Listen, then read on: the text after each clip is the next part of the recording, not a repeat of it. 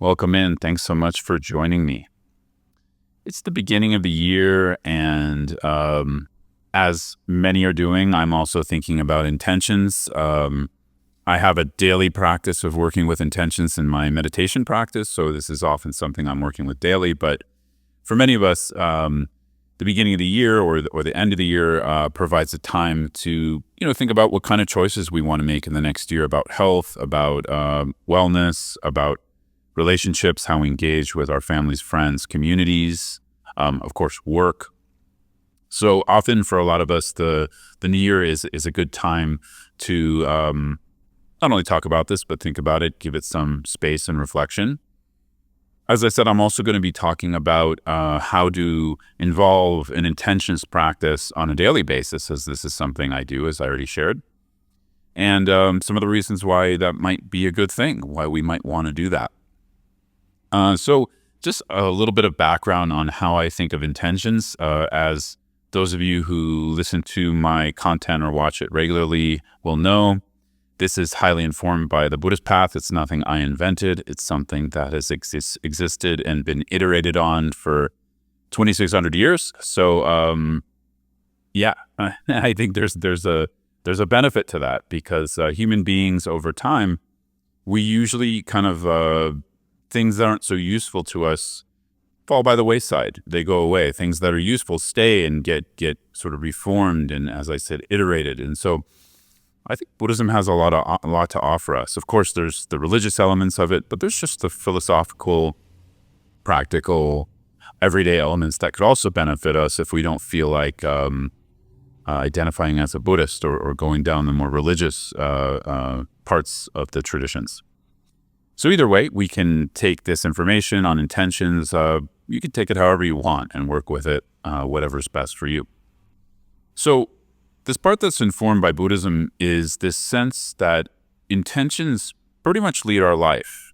And, I'll define it. This is sort of anything that affects our motivation for something, right? And this can be something conscious, like we consciously made a choice to watch or listen to this, right? Thank you for doing that, by the way.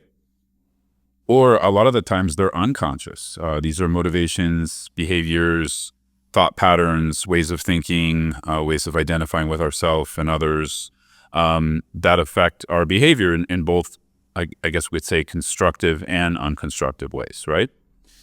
So just in that alone, we could see why cultivating intention on a regular basis is so important. Of course, doing it once a year is great too. So if that's what you can do right now, that's fine.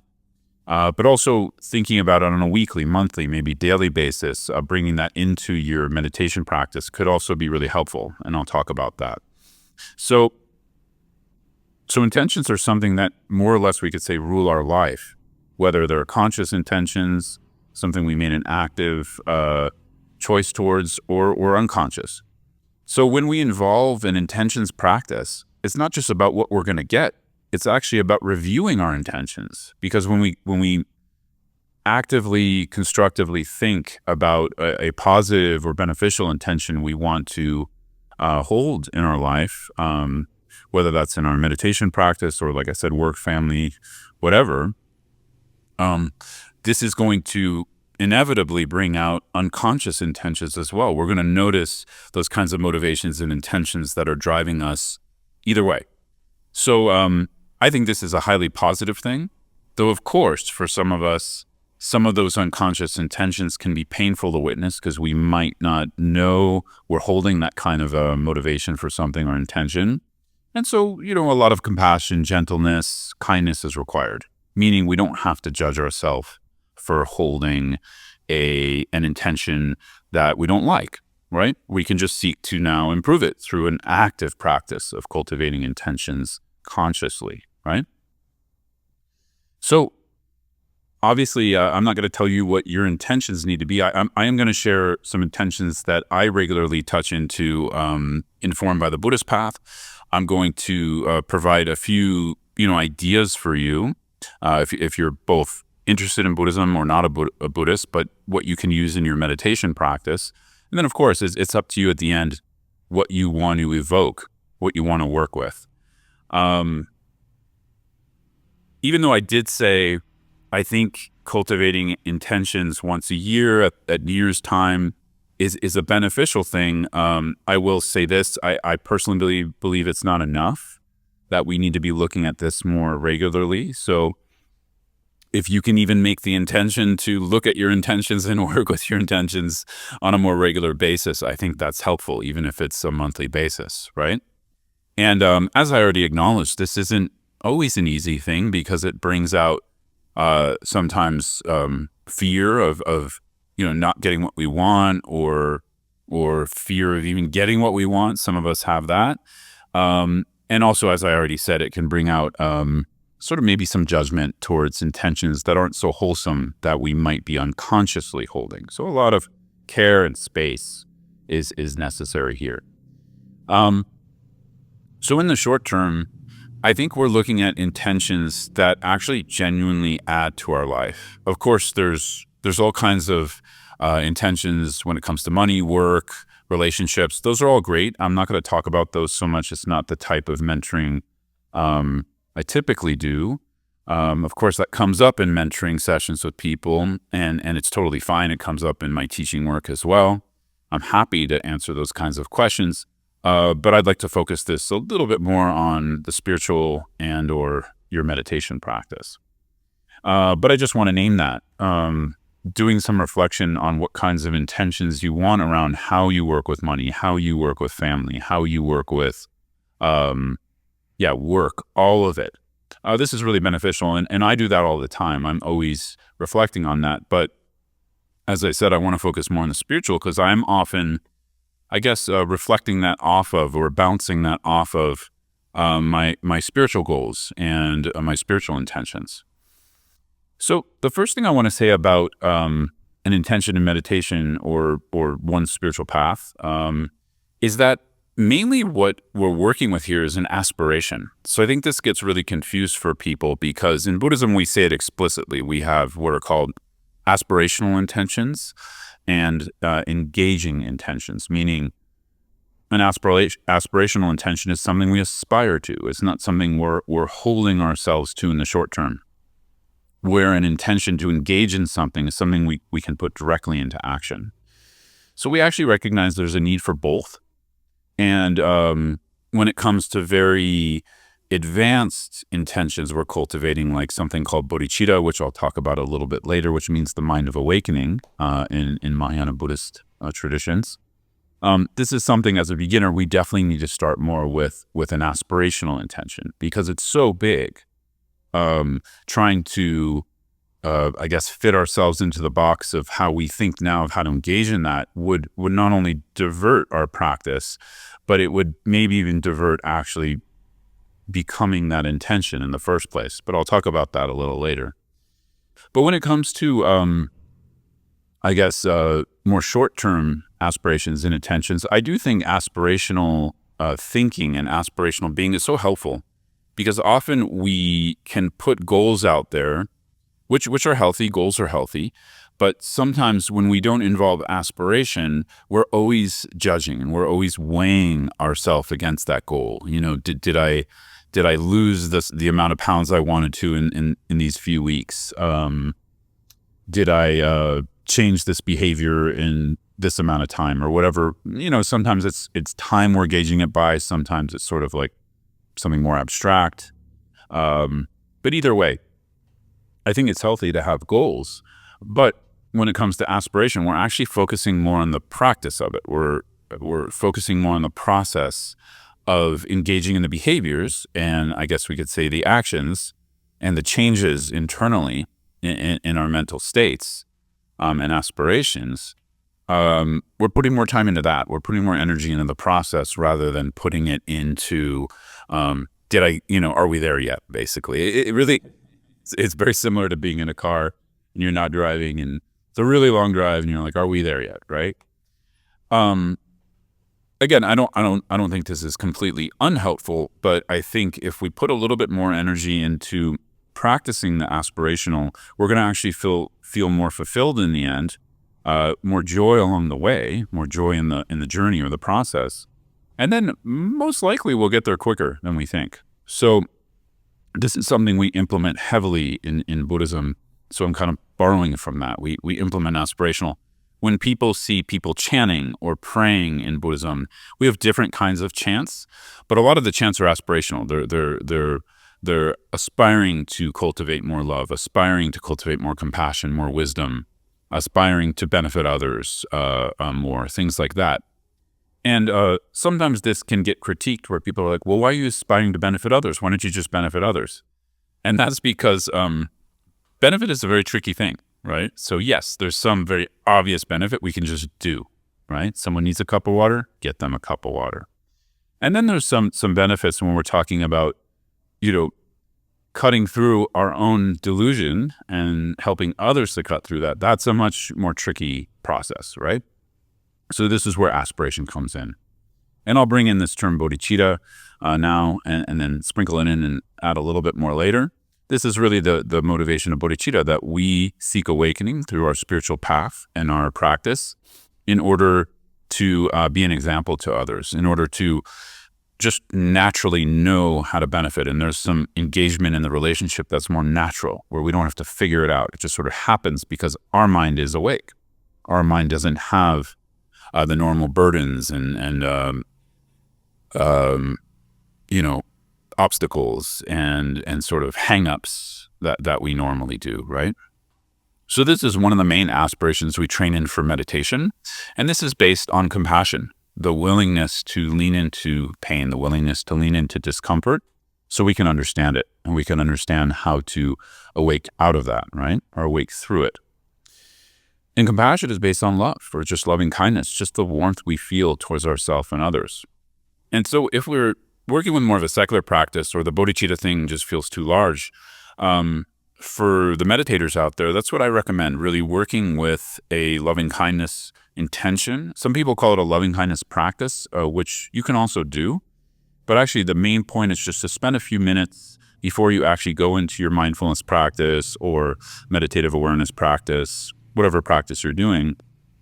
Spend a few minutes generating a motivation of love, that you do this because you care about yourself and others. You're sitting for 20, 30, 45 minutes, an hour, whatever it is. You're sitting every day because you care. And of course, this also goes back to the intention of why we sit every day. We don't sit every day to become good at meditation. We sit every day to know our minds, right? To know how to liberate from obstacles that are hindering our growth, that are hindering our relationships, that are hindering how we can benefit others more. So all of that comes from love. So this is where I think care, warmth, love, however you want to think of it, is really the basis and the main intention we want to be cultivating when we're sitting down to meditate.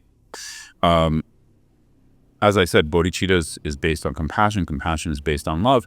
And we can also bring in another thing here.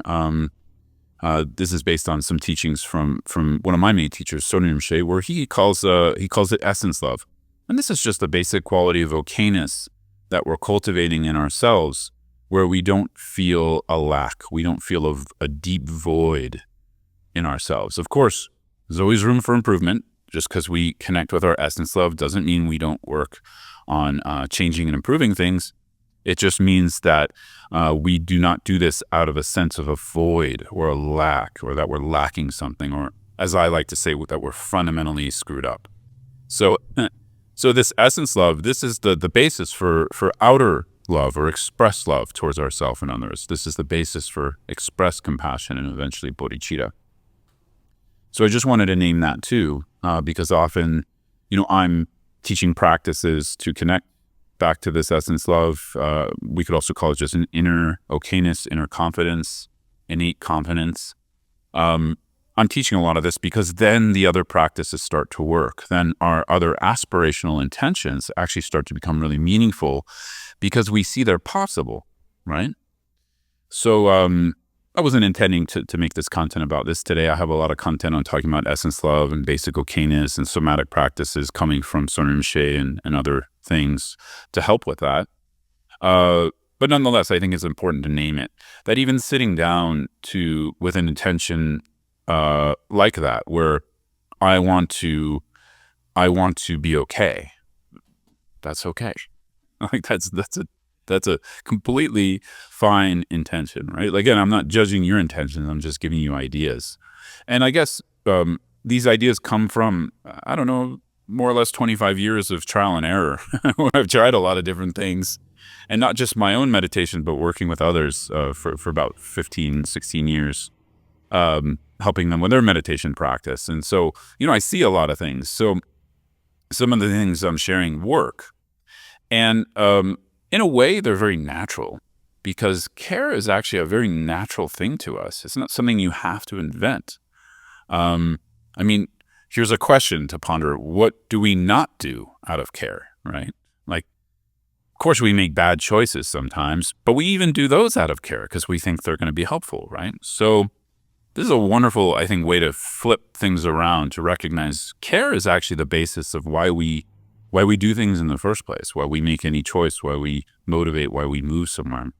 So now when we're cultivating a conscious intention or motivation practice, we're really, refining and seeing, well, how can I use my innate care in the best way possible? How can I use it in the most skillful way to generate the most benefit for myself and others? That's really what this is, right? And of course, this is based on seeing that our outer actions come from our inner aspirations, or our inner dialogue, or our inner habits, right? So in Buddha Dharma, and in the various paths of Buddhism, a lot of the work is just refining these behaviors, refining these habits, because naturally from the habits, we're going to act. And so if we want to make our acts come more from wisdom and skillful care, love, compassion, etc., bodhicitta, then we need to reflect on it. We need to know ourselves more. We need to know the mind. So this all comes back to just sitting, right? So we can see, even just a very basic mindfulness practice, it shows us our mind more and more. It shows us what's going on in there, right? Of course, we get the other benefits of meditation. I think one of the main ones, we see that you don't have to take everything so personally, right? Our thoughts and emotions are not personal. They're just moving through this weird thing we call mind. But as we get to know it, we also can take more responsibility, right? I used to say take more control, but I'm trying to get away from that word control. But sure, if that helps, you can say take more control. But, for me, it's like take more responsibility. I don't need to control my thoughts. I need to be responsible for them. I need to understand them. Same with my emotions, etc. So when it comes to intentions, you can work with some short-term ones in your life, of course. I'm sort of, again, making this video more about what you might do in your meditation practice. Take a few minutes, when you sit down in your meditation cushion, to reflect on okayness, reflect on love, compassion. If you want bodhicitta, we often kind of study bodhicitta. We try to understand it more, what it really implies, what is its larger impact, because it does involve the non-dual teachings of Buddhism as well. If you want to know more about that, of course, feel free to reach out, but there's tons of amazing content from great Buddhist teachers out there. I got stuff sprinkled on my website, things like that. If you want to check it out, I do have some courses on that. But nonetheless, really, my recommendation is go to the best source. People like, His Holiness the Dalai Lama, Sonye Rinpoche, Mingyur Rinpoche, one of my other teachers, Lama Zopa Rinpoche, and you can learn more about bodhicitta. It's the most powerful state of mind we can cultivate. So if you're interested in kind of more deeper in Buddhism, you could work with that. But even so, whether you are or not, just working with basic practice of love is so important. Even for those of you out there who do think of yourselves as like serious Buddhist practitioners, make sure you're just including a sense of an intention of love, so a little bit of work with just basic loving kindness.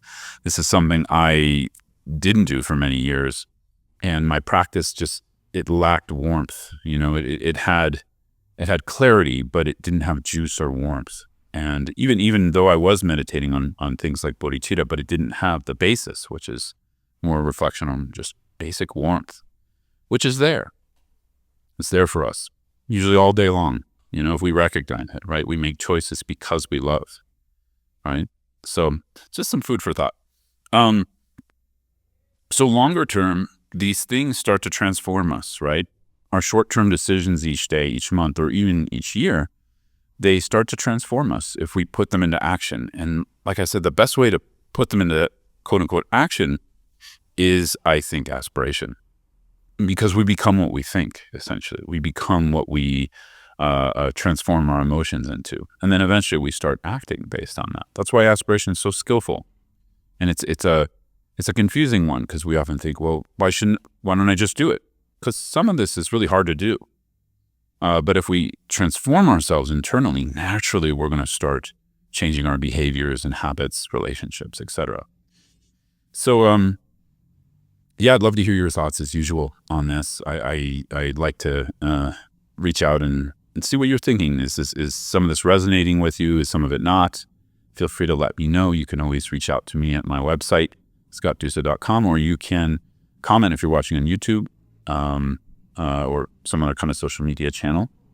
And yeah, I appreciate you very much. And I hope you can work with some of these intentions and also kind of reflect on your own and what you want to bring into your life in more skillful and compassionate ways. All right. Thanks so much. Take care.